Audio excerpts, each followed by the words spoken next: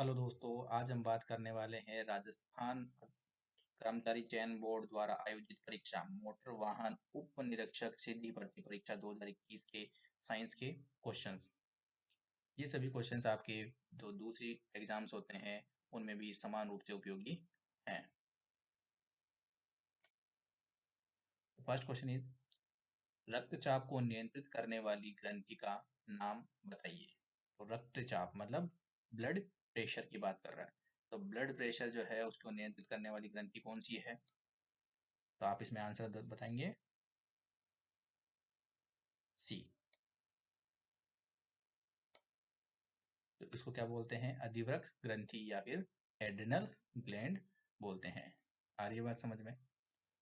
Next question is, बाहरी या आंतरिक ढांचा जो शरीर को सहारा प्रदान करता है क्या कहलाता है? तो क्या कहलाता है? कंकाल तंत्र कहलाता है। अगला क्वेश्चन देखें, एक कार्य प्रदान करने के लिए ऊतकों के संग्रह को जो के रूप में किसे जाना जाता है? ऊतकों के संग्रह को पूछा आपको, ध्यान रखना है। ऊतकों के संग्रह को क्या कहते हैं? हम अंग कहते हैं। आ रही है बात समझ में? 65 में देखें, नियासिन की कमी के कारण क्या होता है? ये विटामिन की कमी के जितने भी रोग हैं आपको याद होने चाहिए, हमेशा किसी न किसी एग्जाम में पूछ ही लेता है। तो इसमें कौन सा आंसर हो जाएगा? नियासिन किसकी कमी के कारण होता है? नियासिन की कमी के कारण क्या होता है? पेलेग्रा होता है। अब देखो 63, आपके शरीर की प्रत्येक कोशिका में भोजन और ऑक्सीजन पहुंचाने के लिए कौन सा तंत्र उत्तरदायी होता है? प्रत्येक कोशिका में भोजन की बात कर रहा है और ऑक्सीजन की बात कर रहा है। तो किससे करते हैं? परिसंचरण, प्रजनन, उत्सर्जन या फिर श्वसन। तो यहाँ कौन सा आएगा? परिसंचरण तंत्र। जो हमारा रक्त होता है, ठीक है, वही तो क्या करता है? भोजन जो है हर कोशिका तक पहुंचाता है। भोजन का मतलब यहाँ पे जो रोटी सब्जी इनसे नहीं है, यहाँ भोजन का मतलब क्या है? ग्लूकोज से है। और ऑक्सीजन कौन लेके जाता है? आरबीसी लेके जाती है। ठीक है। नेक्स्ट क्वेश्चन इज, विटामिन के 1 का जो है वैज्ञानिक नाम क्या है? विटामिन के 1 का वैज्ञानिक नाम क्या है?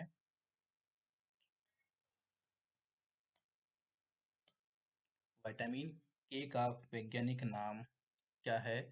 तो यहाँ पे है फेनो फाटो।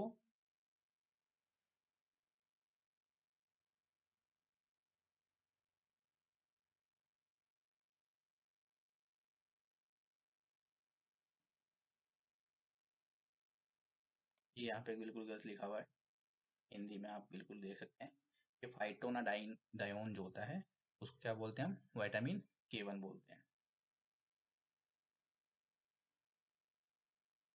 नेक्स्ट क्वेश्चन, दी गई धातुओं में से किस धातु को गलाने से नहीं निकाला जा सकता है? दी गई धातुओं में से किस धातु को गलाने से नहीं निकाला जा सकता है? गर्म करके गला कर किसको नहीं निकाला जा सकता है, वो पूछ रहे हैं आपसे। तो यहाँ पे क्या होगा आंसर? जो एल्यूमिनियम है उसको गलाकर नहीं निकाला जा सकता। नेक्स्ट इज, रक्त प्लाज्मा के ग्लोबुलिन किसके लिए जिम्मेदार होते हैं? रक्त प्लाज्मा में जो ग्लोबुलिन जो प्रोटीन्स होती हैं वो किसके लिए जिम्मेदार हैं? थक्के के लिए, रक्षा तंत्र के लिए, ऑक्सीजन के परिवहन के लिए या फिर परासरणी संतुलन के लिए? तो ये किसके लिए जिम्मेदार होती हैं? जो ग्लोबुलिन्स जो हैं, आपने देखा होगा ये रक्षा तंत्र यानी डिफेंस मैकेनिज्म के लिए जिम्मेदार होती हैं। ग्लोबुलिन्स जो आप देखते हैं आईजीजी, आईजीएएम, इस तरीके से ये होती हैं। तो ये किस काम आती हैं? डिफेंस मैकेनिज्म के लिए। अब देखते हैं ये क्वेश्चन नंबर 77, निम्नलिखित में से किसके उत्सर्जन से परमाणु क्रमांक और द्रव्यमान संख्या दोनों क्या रहेंगे? अपरिवर्तित रहेंगे। तो याद रखना है इसको, क्या आंसर है? क्या क्या ऑप्शन दे रखा है आपको? बीटा कण, न्यूट्रॉन, अल्फा कण और गामा विकिरण। तो इसमें सही आंसर होगा गामा विकिरण। गामा विकिरण जब भी निकलेगी उसके अंदर ना तो परमाणु क्रमांक में चेंज आएगा और ना ही द्रव्यमान संख्या में। 75 में, रक्त का कौन सा भाग खनिज, विटामिन, शर्करा और अन्य खाद्य पदार्थों को शरीर की कोशिकाओं तक पहुंचाता है।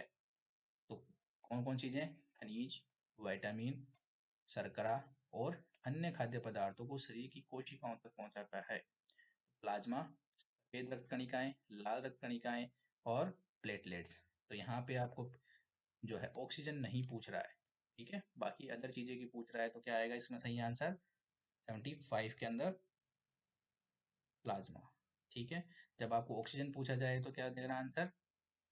लाल रक्त कणिकाएं। और रक्त का थक्का कौन जमाता है? प्लेटलेट्स।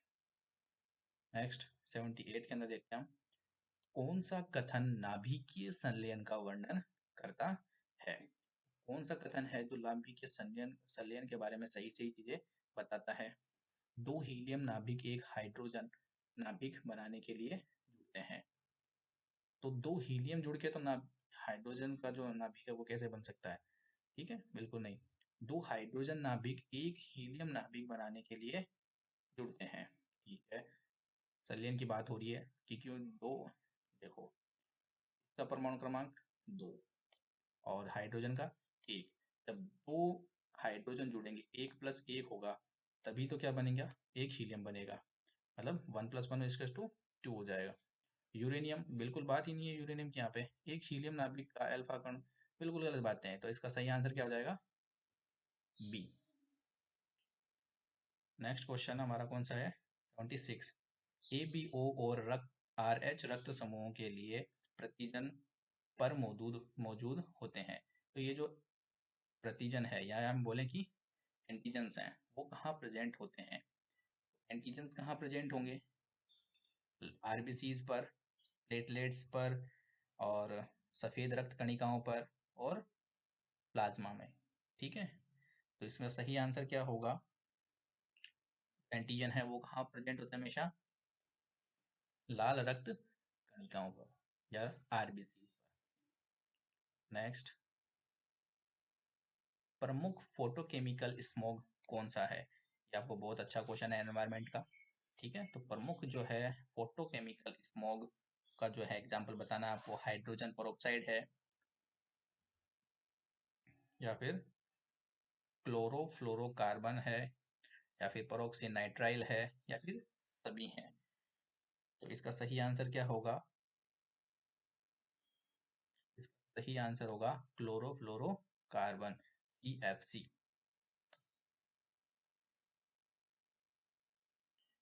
नेक्स्ट क्वेश्चन इज, देखो, निम्न में से कौन मेलेनोमा मेलेनोमा आपसे अगली जो क्वेश्चन आ सकता है वो डायरेक्ट ये भी पूछा जा सकता है कि मेलेनोमा क्या है। अभी जो आपने अगर SI का एग्जाम दिया हो वहां पे पूछा था आपसे टाइप का कुछ क्वेश्चन, सार्कोमा पूछा था वहां पर। ठीक है, तो सार्कोमा क्या है याद रखना है। यहाँ पे मेलेनोमा क्या है कि त्वचा का कैंसर होता है, उसको क्या बोलते हैं? मेलेनोमा। तो यहाँ पूछा है कि इसका कारण क्या है? अम्ल वर्षा, ओजोन अवक्षय, एलर्जेंस और उपरोक्त में से कोई नहीं। तो इसका सही आंसर क्या हो जाएगा?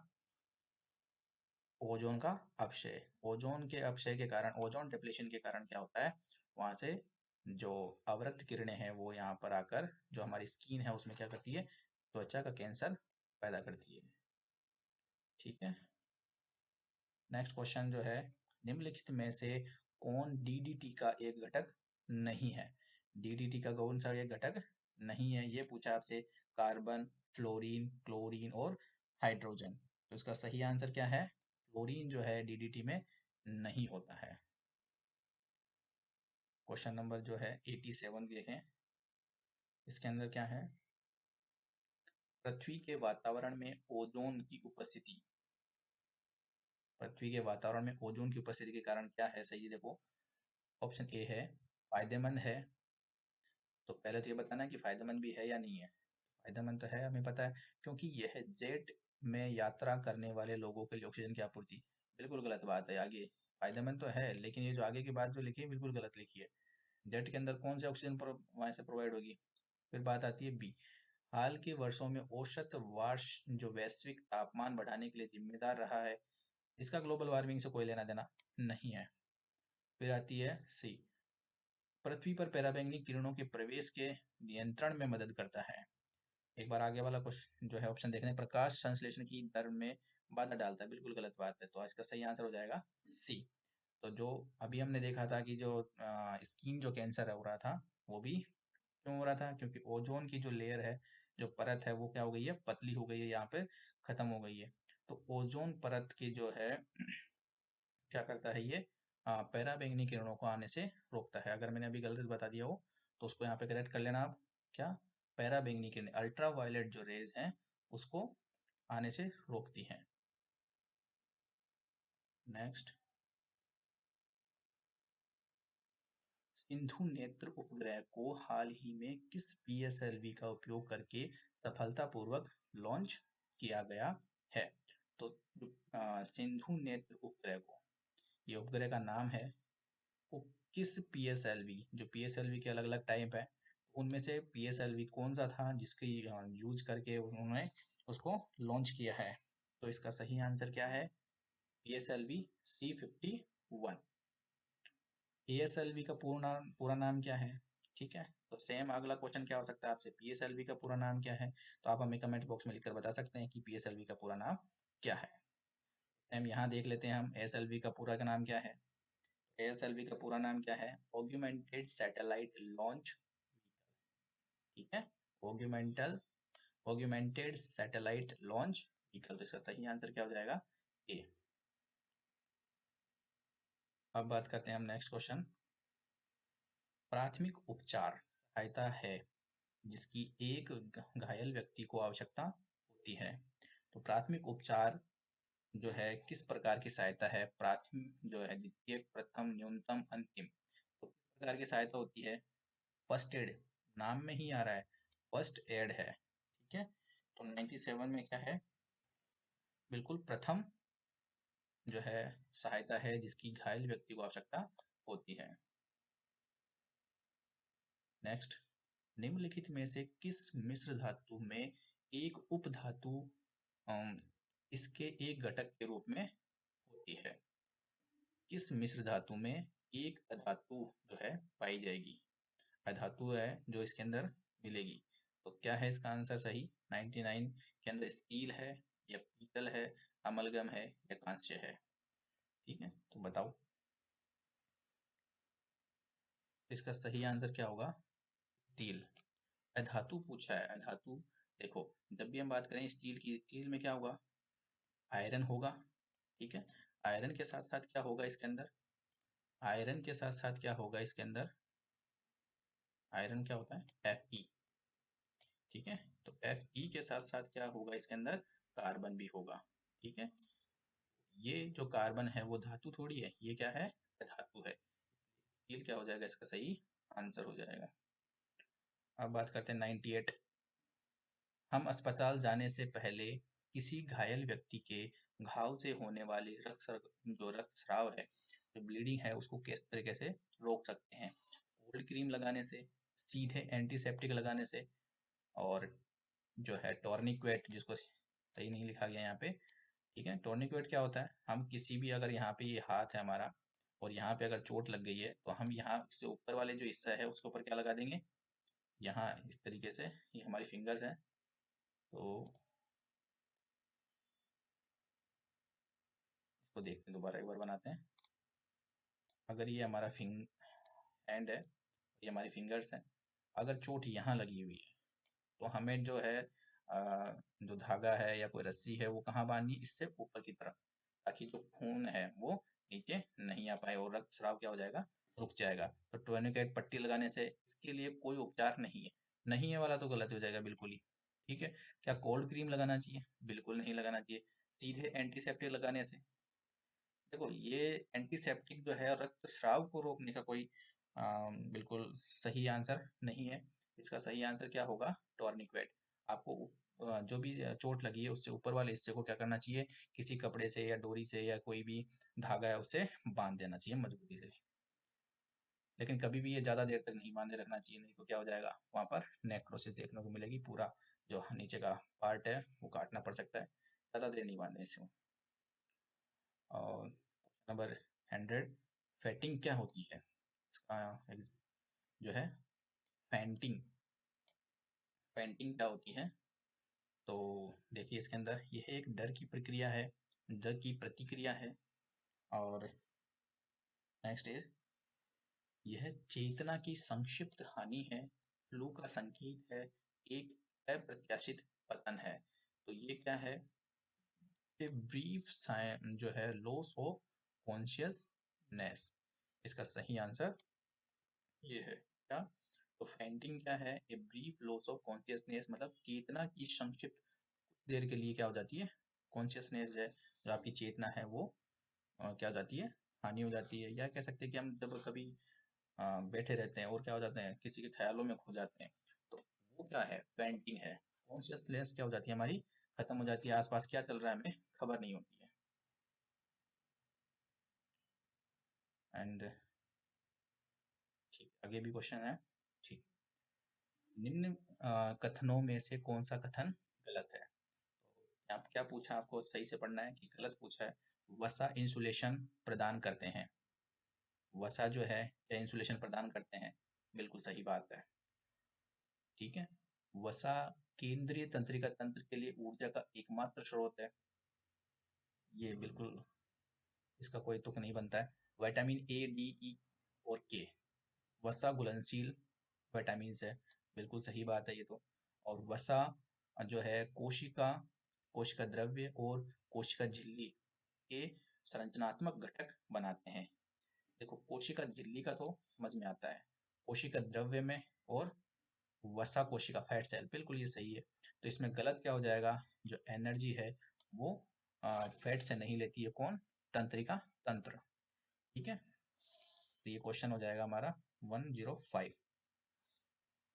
नेक्स्ट बात करते हैं, इधर भी हमारा क्वेश्चन बच रहा है, क्या होता है जब एक अति अक्षतिग्रस्त एक रक्त वाहिका में का बन जाता है? मतलब जब आपको अक्षतिग्रस्त का मतलब क्या है कि आपकी ये जो रक्त वाहिका है, मतलब ब्लड वेसल्स है, खून की जो नली है उसके अंदर बिना चोट लगे क्या बन जाए, रक्त जो है, आरबीसीज है वो इकट्ठा हो जाए, है ना, थक्का बन जाए, तो क्या होगा? ठीक है, तुम मौत के लिए लहूलुहान हो जाओगे, त्वचा की सतह पर पपड़ी बन जाएगी। तो ये तो बिल्कुल गलत बात है। प्लेटलेट कट के किनारों और एक दूसरे से चिपक जाते हैं, एक प्लग बनना, थक्के से परे ऊतकों में रक्त का प्रवाह बाधित हो जाता है। अगर आप थोड़ा सा भी अगर दिमाग लगाएं तो अगर ये हमारी क्या है, ब्लड वेसल से कोई पाइप है, सिंपल सी बात करते हैं, कोई पाइप है जिसके अंदर यहाँ पे कुछ बोल फंस गई है या फिर कोई आ, अवरोध आ गया है, जिसके कारण क्या होगा, अगर जो खून आना इधर से आना चाहिए था वो क्या इधर आ पाएगा क्या? बिल्कुल नहीं आ पाएगा। तो इधर के जो भी हमारे अंग होंगे उनमें क्या खून पहुंच पाएगा? बिल्कुल भी नहीं पहुंच पाएगा। नहीं पहुंच पाएगा तो क्या होगा, ये सही आंसर हो जाएगा, थक्के से परे जो दूर जो ऊतक हैं उनमें रक्त का जो प्रवाह है वो क्या हो जाएगा, बाधित हो जाएगा। निम्नलिखित में से कौन सी रक्त कोशिका रक्त के थक्के के जमने के लिए महत्वपूर्ण भूमिका निभाती है? ये अभी हमने देखा था, जब जस्ट अभी हम बताया ये आपको कि प्लेटलेट्स जो हैं, ठीक है, अब यहाँ पे नाम प्लेटलेट्स नहीं दिखाया, उनको क्या बोलते हैं हम, और थ्रोम्बोसाइट्स भी बोलते हैं। ठीक है, तो ये आपको याद रखना है कि प्लेटलेट्स को हम क्या कहते हैं, थ्रोम्बोसाइट्स भी बोलते हैं। ठीक है, अगर यहाँ पे थ्रोम्बोसाइट नहीं हो के प्लेटलेट्स लिखा हो तो प्लेटलेट्स लगा देना है। अब बात आती है 108। निम्नलिखित में से कौन ऑक्सीजन युक्त रक्त वाहन रक्त वहन करता है, कैरी करता है, कहने का मतलब ऑक्सीजन युक्त जो है किसके अंदर चलता है, सुपीरियर वेना के हवा, इंफीरियर वेना के हवा, और कोरोनरी साइनस, और नन ऑफ दीज। ठीक है, तो बात करते हैं इसके अंदर, देखो ऑक्सीजन युक्त की बात कर रहा है। ठीक है, ऑक्सीजन युक्त जो है superior vena cava, vena cava जब है तो बिल्कुल ही गलत बात है। Inferior vena cava, vena cava में हमेशा क्या है, अशुद्ध रक्त बहता है। कौन सा? अशुद्ध रक्त,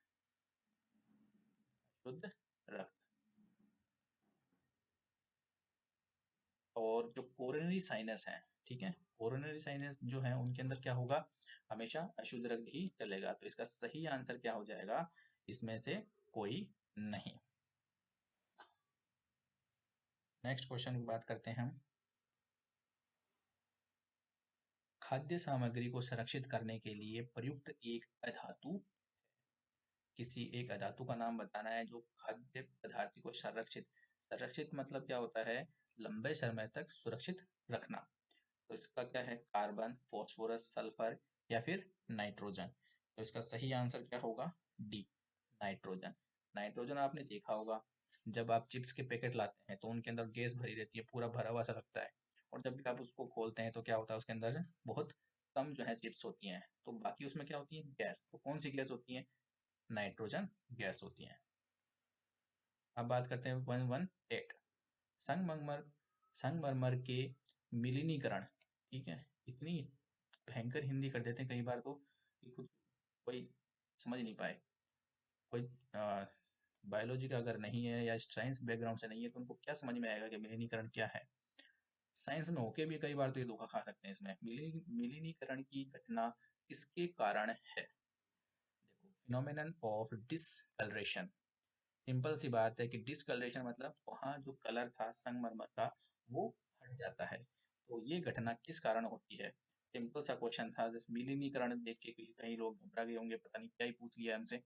तो ये क्या है, अम्ल वर्षा, सीएफसी, स्मोक, और इनमें से कोई नहीं। तो इसका सिंपल सा आंसर है अम्ल वर्षा।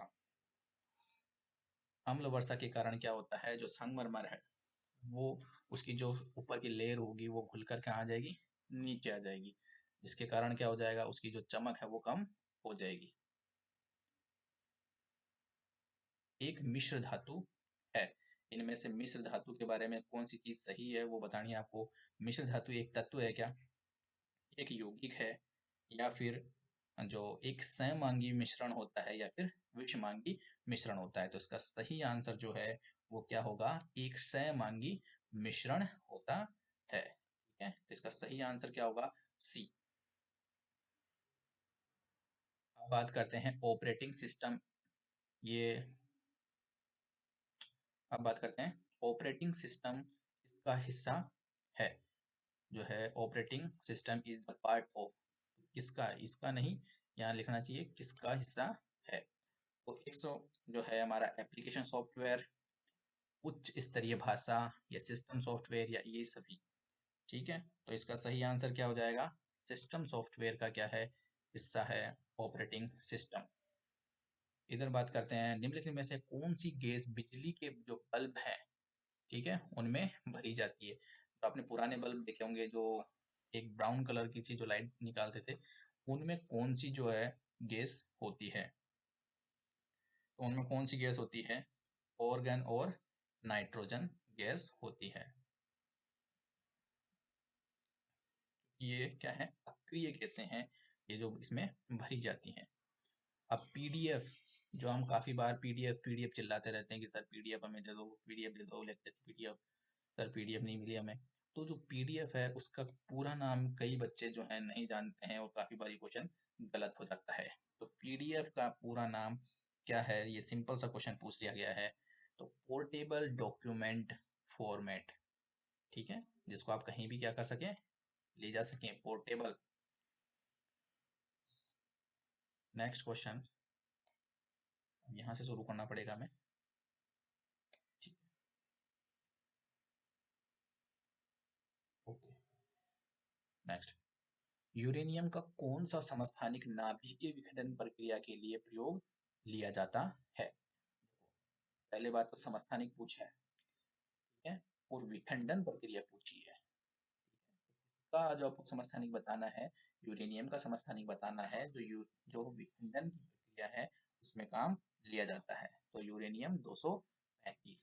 ठीक है, सामान्यतः अधातुएं विद्युत की चालक नहीं होती हैं। ठीक है, आपको याद रखना है ये बात। ठीक है, आपको डायरेक्ट पूछ भी सकता है कभी सीधा स्टेटमेंट की कौन सा स्टेटमेंट गलत है। तो सामान्यतः जो अधातु है, अधातु बोलते ही जब है, ठीक है, कि इनके अंदर फ्री इलेक्ट्रॉन नहीं होगा, जब फ्री इलेक्ट्रॉन नहीं होगा तो उनमें जो है विद्युत की कुचालक होंगी, वो चालक नहीं होंगी। अब यहाँ क्या पूछा आपसे, दिए गए में से कौन सा विद्युत का एक सुचालक है, वह अधातु होते हुए भी क्या है, एक सुचालक है। अब सिंपल सा इसका आंसर है ग्रेफाइट। ठीक है, हीरा, ग्रेफाइट, फुलरीन, ये तीनों क्या है, कार्बन के अपरूप हैं, ठीक है। सल्फर तो वैसे भी इसके अंदर कोई नहीं है। तो हम जब भी कार्बन के जो अपरूप पढ़ते हैं तो पढ़ते हैं कि ग्रेफाइट क्या है, एक सुचालक है, ठीक है, विद्युत का चालक है। तो ग्रेफाइट क्या होती है, आपने देखा होगा कि इसकी जो संरचना होती है वो ये आराम से एक दूसरे पर फिसल सकती है। एक इलेक्ट्रॉन क्या होता है इसके अंदर फ्री होता है, जिसके कारण क्या होता है, मेल जो विद्युत है वो आसानी से प्रवाहित हो सकती है, जिसे क्या कहते हैं हम, सुचालक कहते हैं। रेडियोधर्मी पदार्थ उत्सर्जित नहीं करते हैं। इस जो है चीज को उत्सर्जित नहीं करते हैं रेडियोधर्मी पदार्थ। तो हीलियम नाभिक को पॉजिट्रॉन, इलेक्ट्रॉन और प्रोटॉन, देखो सब कुछ निकल सकता है एक रेडियोधर्मी पदार्थ से, लेकिन प्रोटॉन जो है कभी भी नहीं निकल सकता। सही आंसर क्या होगा, धातुओं की पतले तार खींचे जाने की क्षमता क्या कहलाती है। ये एक सीधे सीधे क्वेश्चन आपसे पूछे जाते हैं काफी बार, कि जो पतले तार बनाकर जो है खींचे जाने की जो क्षमता है वो क्या कहलाती है, तन्यता या आघातवर्धीयता या जो है सोनोरोसिटी एंड चालकता। तो इसका सही आंसर क्या होगा, तन्यता। तैसे तन्यता और तैसे तार। तो आपको सही इसको आंसर याद रखने के लिए बना सकते हैं कि तार जो बनाए जाते हैं वो तन्यता के गुण के आधार पर बनाए जाते हैं, ठीक है। अब बात करते हैं निम्नलिखित में से कौन सी अधातु कमरे के तापमान पर तरल है, ठीक है। अधातु पूछिए, पहले आपको नोटिस रखना है कि धातु नहीं, अधातु पूछिए।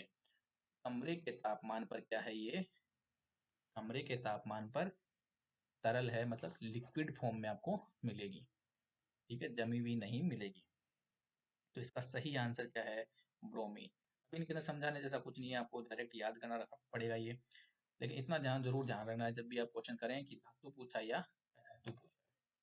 तो अधातु है वो ब्रोमीन है, जो कमरे के तापमान पर क्या होती है, तरल जो है रूप में पाई जाती है। और धातु पूछ ले तो क्या बताएंगे आप, पारा बता देंगे।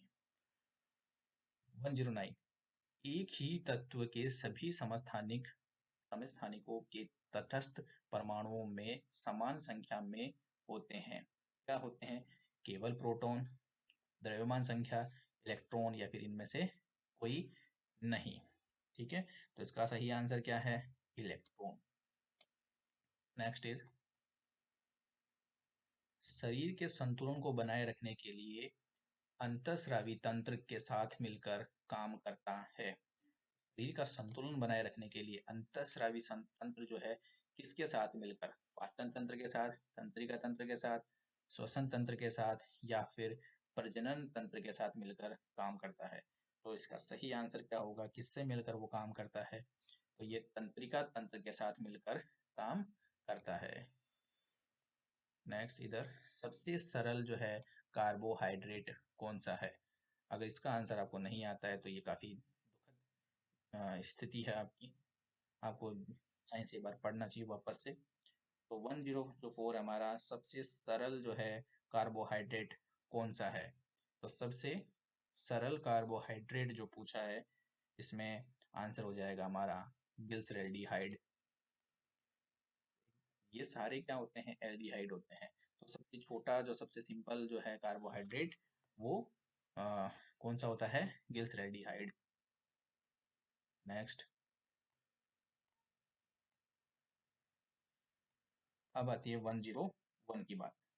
101 में क्या है, मानव शरीर के पाचन तंत्र का कार्य क्या है। देखो पाचन तंत्र का क्या कार्य है, रक्त, ऑक्सीजन, कार्बन डाइऑक्साइड और हार्मोन को प्रसारित करना। प्रसारित किसको बोला इन्होंने, तो सर्कुलेट, ठीक है। तो सारे शरीर के अंदर क्या सर्कुलेट करने का काम है क्या, बिल्कुल भी नहीं है, ठीक है। पूछा पाचन तंत्र का है तो सर्कुलेट थोड़ी कर सकता है, भोजन को तोड़ना, अवशोषित करना और शरीर से अपशिष्टों को निकालना, ये बात सही लिखी है। शरीर से यूरिया नामक अपशिष्ट पदार्थ, बिल्कुल भी नहीं, इनमें से कोई नहीं। सही आंसर क्या हो जाएगा, बी।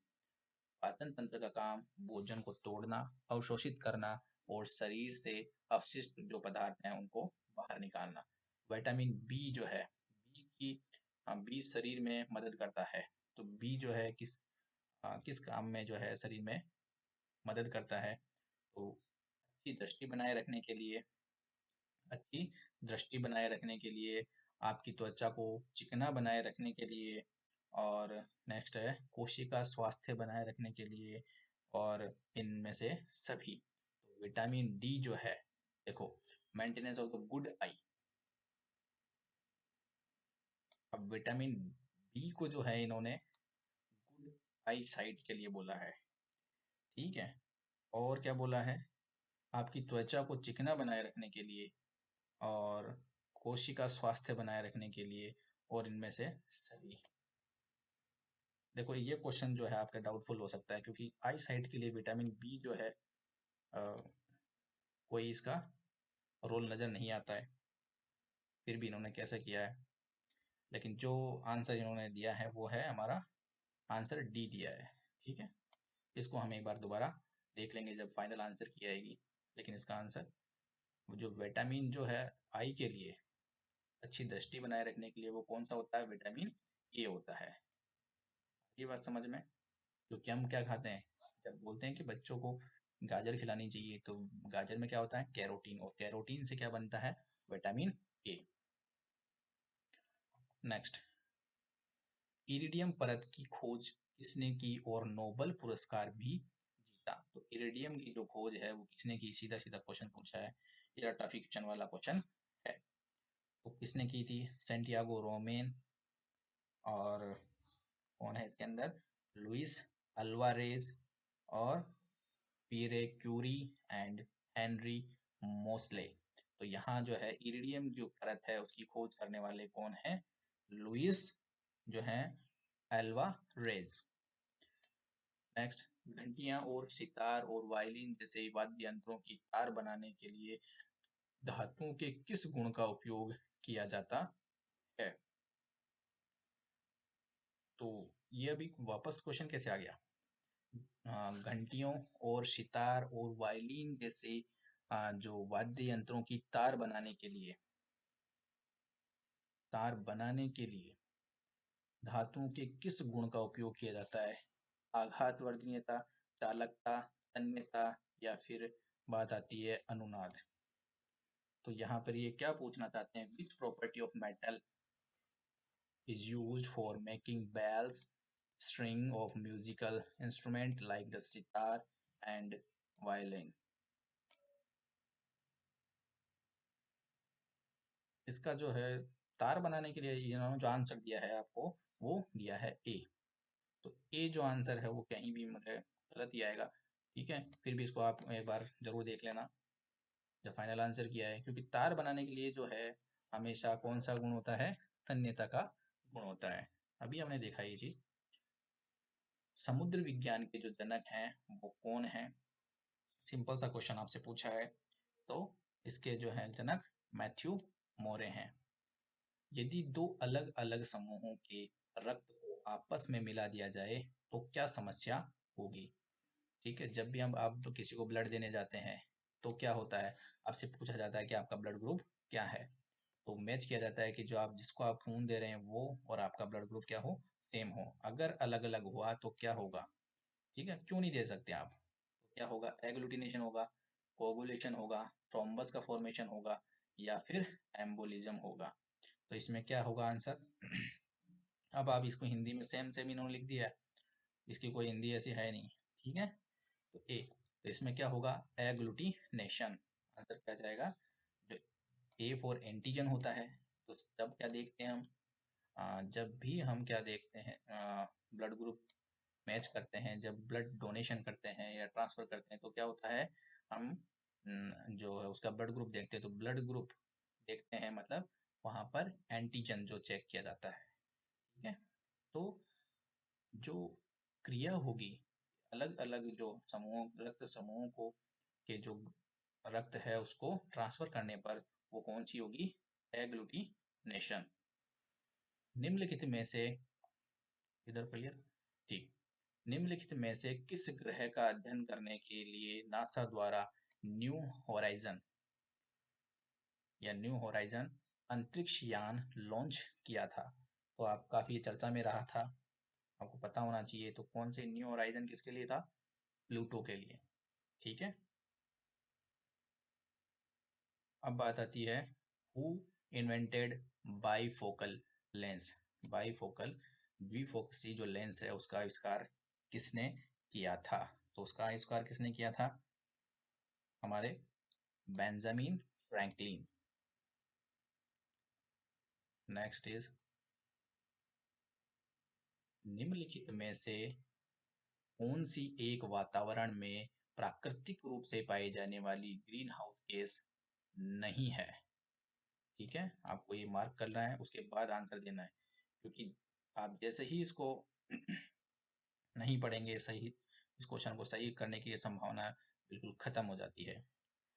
कौन सी जो है प्राकृतिक रूप से ग्रीन हाउस गैस नहीं है?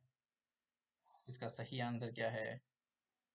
Ozone, nitrogen oxide, carbon dioxide और मीथेन। देखो, ओजोन प्रकृति में हमें पता ही है कि ओजोन लेयर मिलती है। ठीक है। मीथेन जो है ये भी प्रकृति में मिलती है, जैसे जो जानवर होते हैं वहां से उनके द्वारा ये प्रोड्यूस की जाती है। कार्बन डाइऑक्साइड ये भी श्वसन से निकलती है। तो क्या नाइट्रोजन ऑक्साइड है वो निकलती है? बिल्कुल भी नहीं। इसका सही आंसर क्या हो जाएगा? बी। दी किसी दिए गए धातु के तार की विद्युत प्रतिरोधकता निर्भर करती है। बात पर निर्भर करती है, या आपने फॉर्मूला देखा होगा। यहाँ पे आपको 82 के अंदर बताना है कि जो प्रतिरोधकता है वो किस बात पर निर्भर करती है। तो मोटाई पर निर्भर करती है, सामग्री जो पदार्थ जो है उसकी किस का लिया है हमने, एल्यूमिनियम का लिया है, किस चीज का लिया है। ठीक है। और इसके आकार पर निर्भर करती है या लंबाई पर निर्भर करती है। यहाँ कुछ गड़बड़ नहीं लगा कि electrical resistivity of A given metallic wire depends upon. तो यह किस बात पर निर्भर करती है? तो यह किस बात पर निर्भर करती है? प्रतिरोधकता। यह पदार्थ जो हमने लिया है, नेचर ऑफ द मटेरियल। ठीक है। ये हमने तांबे का लिया है, सिल्वर का लिया है, किस चीज का लिया उसके ऊपर डिपेंड करेगी। Next is MCB। तो इसका पूरा नाम पूछा आपसे, यहाँ पे कुछ स्पेशल पूछा ही नहीं है। तो ये क्या होता है? Miniature circuit breaker. ठीक है। 81 में। तो इसका आपको पूरा नाम याद रखना है। तो मिनिएचर सर्किट ब्रेकर हम घरों में यूज करते हैं, काफी बार बोलते भी हैं कि एमसीबी ऑन हो गई, ऑफ हो गई। ठीक है। तो इसको ध्यान रखना है। इधर हो गया। ठीक है। हेलो दोस्तों, अगर आपको वीडियो पसंद आ रहा है तो वीडियो को लाइक करें, शेयर करें और हमारे चैनल को सब्सक्राइब करें। Thank you. अब हम बात करने वाले हैं 80 क्वेश्चन जो है, निम्नलिखित में से किस रेडियोधर्मी समस्थानिक की अर्ध आयु सबसे लंबी है? तो इसका सही आंसर क्या होगा? Rubidium 87। Next, positron emission tomography PET, positron emission tomography के दौरान क्या ज्ञात होता है? तो पॉजिट्रॉन इसके अंदर क्या ज्ञात होगा हमें? न्यूट्रॉन जो है उनको हम देखते हैं, उनसे ही हमें पता चलता है। नेक्स्ट इज, निम्नलिखित में से कौन पॉलीसेकेराइड के उदाहरण हैं? पॉलीसेकेराइड पूछा है आपसे। ठीक है। तो ये आपसे क्वेश्चन नंबर 70 के अंदर ग्लाइकोजन और स्टार्च और सेल्यूलोज और हमारा स्टार्च, ग्लाइकोजन और हिपेरिन और cellulose, starch, glycogen, cellulose, glucose और सुक्रोज। तो इसके अंदर जहां जहां क्या आ रहा है? ग्लूकोज आ रहा है। तो वो क्या है? पॉलीसेकेराइड है क्या? ठीक है। देखो, यहाँ पे क्या होता है? मोनोसेकेराइड, डाइसेकेराइड और पॉलीसेकेराइड। ठीक है।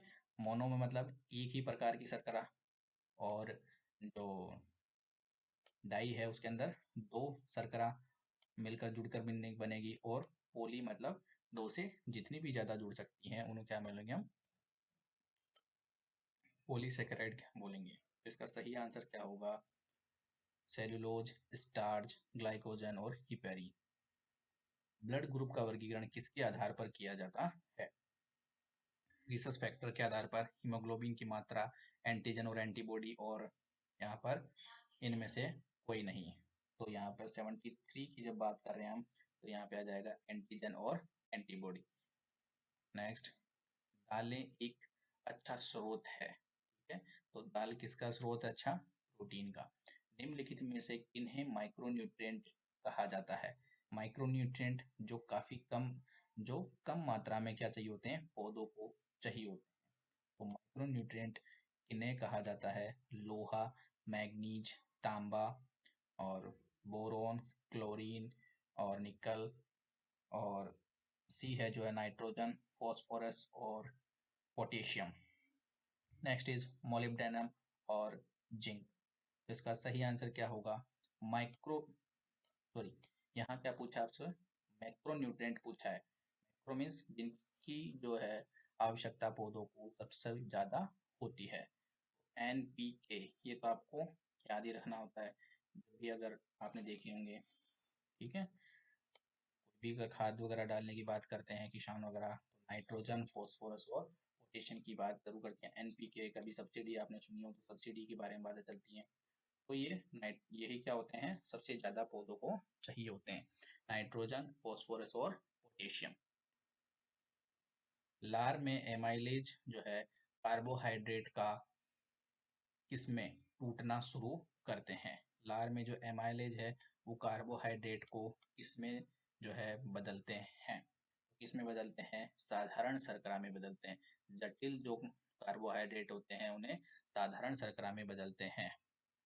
देखो, क्रीट जो है क्रिटेन्यूरिया, ठीक है, क्रिटेन्यूरिया किस विटामिन की कमी के कारण होता है? किस विटामिन की कमी के कारण होता है?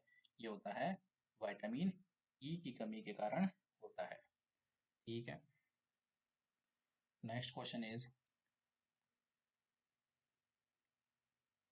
ये अब आपके क्वेश्चन आ गए हैं जीके के, ये हम बाद में करेंगे, ठीक है। तो आपको जो वीडियो है वो कैसा लगा, वीडियो हमें कमेंट बॉक्स में बताएं, ठीक है। ऐसे ही वीडियो देखने के लिए आप हमारे चैनल को सब्सक्राइब कर सकते हैं, वीडियो को लाइक करें, शेयर करें। थैंक यू, धन्यवाद। जय हिंद, जय भारत।